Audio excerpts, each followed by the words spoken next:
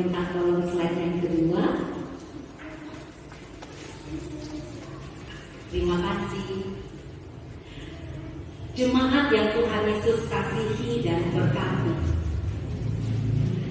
Dalam dunia yang terus bergerak cepat, yang sering dipenuhi dengan kekerasan, persaingan, dan permusuhan serta perpecahan, tidak mudah untuk menemukan kedamaian, apalagi membagikannya.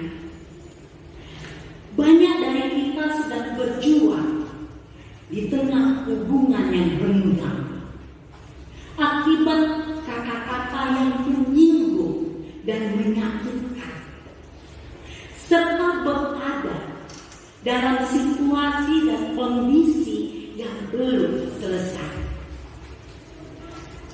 Dalam situasi dan kondisi seperti itulah firman Tuhan dalam surat 1 Petrus pasal 3 ayat 8 sampai 12 datang sebagai suara lembut yang mengajak kita untuk memilih jalan yang berbeda, yaitu jalan berliku untuk mencari perdamaian. Minta tolong slide yang ketiga. Petrus menulis kepada jemaat yang hidup dalam tekanan dan ketidakadilan. Mereka mengalami penderitaan karena iman, dan sangat mudah bagi mereka untuk menyerah pada amarah, balas dendam, dan sikap yang tertutup. Namun, justru di tengah tekanan itulah Petrus berkata, "Mugi panjenengan sedaya saged rukun sami rumangsa tresno dhateng para sedulur, tansah welas asih lan andhap asor. Hendaklah kamu semua seia sekata, seperasaan, mengasihi saudara-saudara, penyayang dan rendah hati." Perdamaian menurut Petrus dimulai dari dalam hati dan sikap antar sesama. Seia sekata bukan berarti seragam, tetapi sepakat dalam kasih. Seperasaan bukan berarti selalu setuju, tetapi memiliki empati dan kepedulian. Miwiti kanthi tresno, welas asih saha andhap asor, iku dasaring sesambetan tentrem wonten ing salebeting badanipun Kristus.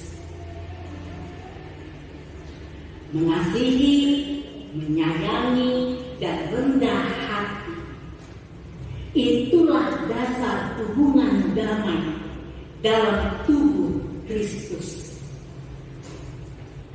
Namun Petrus tidak berhenti di sana. Petrus menantang kita lebih jauh lagi. Sampun bales ala kalawan Allah, utawi cacaca kalawan cacaca.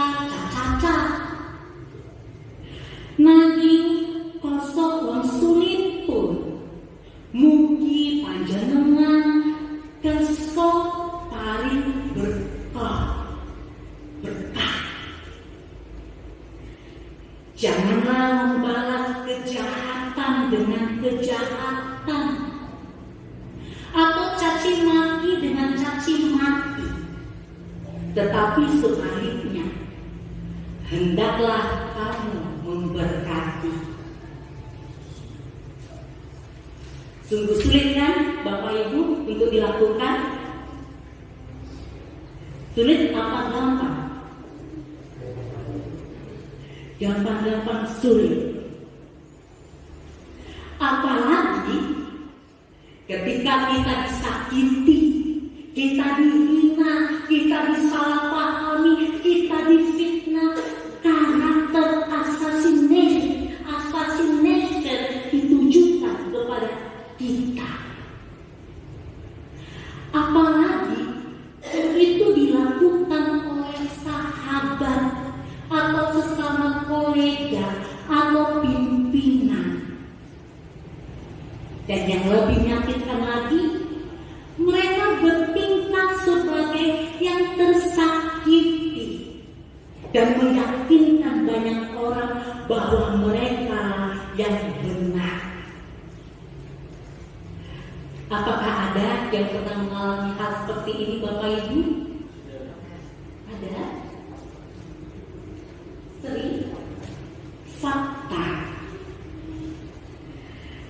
Lalu reaksi alamiah kita adalah pasti membalas. Betul? Maunya. Jujur maunya. Nah, tetapi hari ini Tuhan memanggil kita untuk memutus rantai balas dendam. Kita dipanggil bukan untuk membalas, tetapi untuk memberkati. Ini bukan kelemahan, ini adalah kekuatan kasih. Petrus mengutip Mazmur 34. Siapa yang mau mencintai hidup dan melihat hari-hari baik, ia harus menjaga lidahnya terhadap yang jahat dan bibirnya terhadap ucapan yang menipu. Ia harus menjauhi yang jahat dan melakukan yang baik. Ia harus mencari perdamaian dan berusaha mendapatkannya. Ada dua tindakan penting di sini: menjaga lidah dan mencari perdamaian. Keduanya ini bukan hal yang pasif. Ini adalah keputusan aktif dan sadar. Menjaga lidah berarti kita tidak ikut menyebarkan gosip, tidak menyulut api kebencian, dan tidak mengobarkan emosi lewat ucapan. Dan mencari perdamaian artinya kita menjemput, bukan menunggu. Kita tidak duduk diam berharap semuanya akan tenang-tenang saja, tetapi kita berjalan meski pelan, meski berat, menuju rekonsiliasi, menuju kasih. Minta tolong slide yang keempat, kakak. Terima kasih. Dan Petrus menutup bagian ini dengan penguatan yang indah. Amati mripatipun Gusti tansah ngatekaken tiyang ingkang leres lan talinga nipun mirendaken pandonganen nanging rai dalam Gusti nglawan tiyang ingkang nindakaken kaluputan. Sebab mata Tuhan tertuju kepada orang-orang benar, dan telinga Tuhan kepada permohonan mereka. Tetapi wajah Tuhan menentang orang-orang yang berbuat jahat. Apa artinya, Bapak Ibu? Artinya Tuhan melihat kita, Tuhan mendengar doa kita. Bahkan ketika dunia tidak memahami atau menghargai usaha kita untuk berdamai, ketika kita lelah menjadi pendamai di tengah-tengah dunia yang suka kekerasan, kita tahu bahwa mata Tuhan tidak pernah tertutup dan telinga Tuhan tidak pernah tuli terhadap jeritan orang benar. Jemaat yang Tuhan Yesus kasihi dan berkati, perdamaian bukan sekedar tidak ada konflik. Perdamaian adalah kehadiran kasih, pengampunan dan pengertian. Dan jalan menuju ke sana memang tidak mudah, penuh dengan lika-liku. Kadang jalan itu penuh luka, kadang kita merasa berjalan sendirian. Tetapi ingatlah, kita tidak sendirian.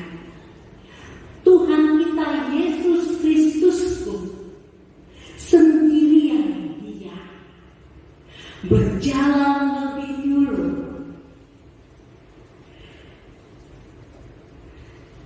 Lebih dahulu berjalan berliku-liku di kayu salib. Tuhan Yesus tidak membalas cercaan. Tuhan Yesus tidak menolak penderitaan. Tuhan Yesus justru berkata, Bapa, ampunilah mereka.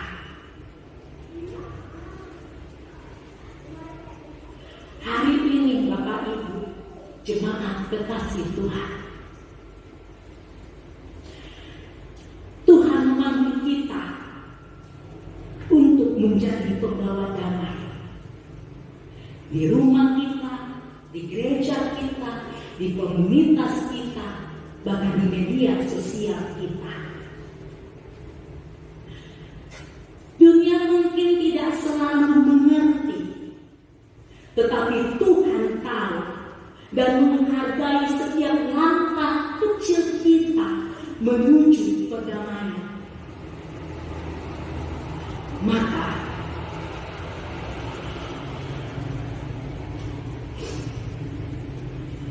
ketika kita tergoda untuk membalas, ingatlah panggilan untuk memberkati. Ketika lidah kita ingin sekali berkata-kata kasar, ingatlah panggilan untuk berkata benar dan lembut. Ketika hati ini ingin menyerah pada keadaan, ingatlah bahwa Tuhan memandang kita dan menyertai kita. Jemaat yang Tuhan Yesus kasihi dan berkati, mari kita selalu menyadari bahwasannya diri kita, diri Bapak, Ibu, dan saya dipanggil untuk menjadi pembawa damai. Meski jalannya berliku, kita tidak berjalan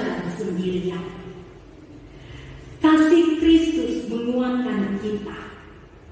Firman-Nya membimbing kita, dan damai sejahteranya akan menjadi warisan kita bersama. Selamat hari Minggu.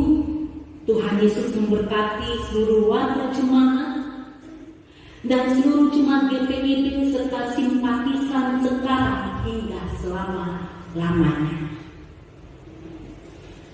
Mari kita bersatu sejenak.